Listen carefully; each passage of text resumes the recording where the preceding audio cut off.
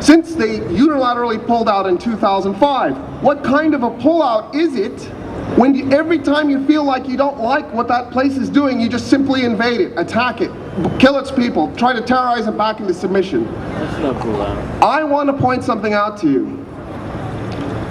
This crowd, as wonderful and as awesome as you are, we're not enough. We're not enough, and the reason is the press isn't here. Well, the press is here, Cable 8 News is here. But other than that, the press isn't here. Why aren't they here? It's because of this. I keep hearing from my friends, protest doesn't work. Really? Have you not heard of the 60s? Have you not heard of South Korea, South Africa, France? Let me tell you a quick story. In 1987, Estonia, Lithuania, and Latvia, 3 tiny countries. Just to give you an idea of how small they are, they were less than 1% the size of the Soviet Union in land, and just over 2% the population of the Soviet Union. Itty bitty little countries, and they belong to the Soviet Union. 7 million people. What's Texas? 25 million, right? So Texas is 3.5 times larger than these 3 little states put together. Speak 3 different languages, have 2 different religions. And they're religions that are violently hate each other's guts. They're Lutherans and Catholics. In case you don't know, that history is really bloody. Those 3 states, those 3 republics in the Soviet Union began a series of dancing and holding hands protests that lasted 4 years. They went 87 to 90. And at the end, in 90, at the end, those 3 itty-bitty little states broke away from the Soviet Union by holding hands and dancing. They weren't violent, they weren't shooting people, they didn't have the ability to do it.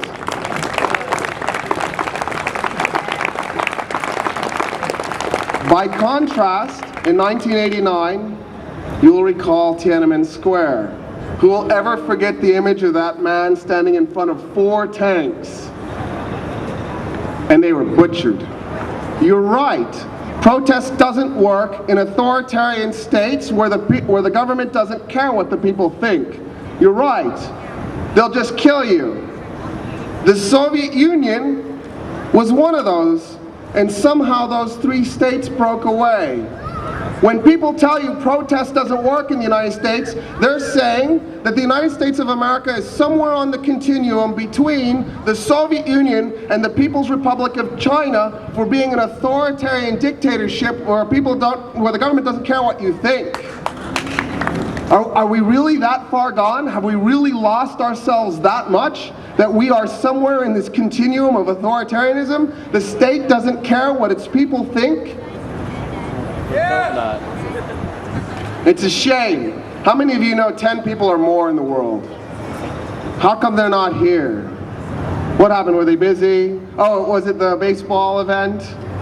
We need to create a sustained movement. We need to create a movement that doesn't just stop when the violence momentarily stops. Israel will attack Gaza, whether it's in 2 days or 10 days or 100 days or 2 years. Israel will maintain the siege on Gaza. The humanitarian trouble will continue. It's brutal. And we have an Iraqi flag here. Israel isn't the only state occupying another place. The United States of America, since 1991, has averaged killing 100,000 Iraqis a year. We have now killed 1.8 million Iraqis.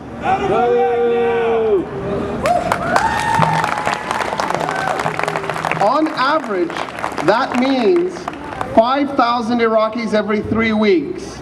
Are you mad at Israel for killing 1,200 Palestinians in 3 weeks? Yeah. Are you mad at the United States killing 5,000 Iraqis on average every 3 weeks? Yeah. How many died on September 11th? 3,000? Less than that. That's less than 3 weeks in Iraq. We need to end all occupations. The United States now occupies some 60 plus countries around the world. Some of them, it's more or less voluntary. But the way the United States acts, God forbid if you were to defy the United States, you might get Iraqed. It's 130 nations. We have a military presence in another 110 states. Now that works as advisors, that works in the form of just sending people to train them on how to use our equipment. We give away $15 billion a year in foreign aid. 3.4 goes to Israel, 1.5 goes to Egypt.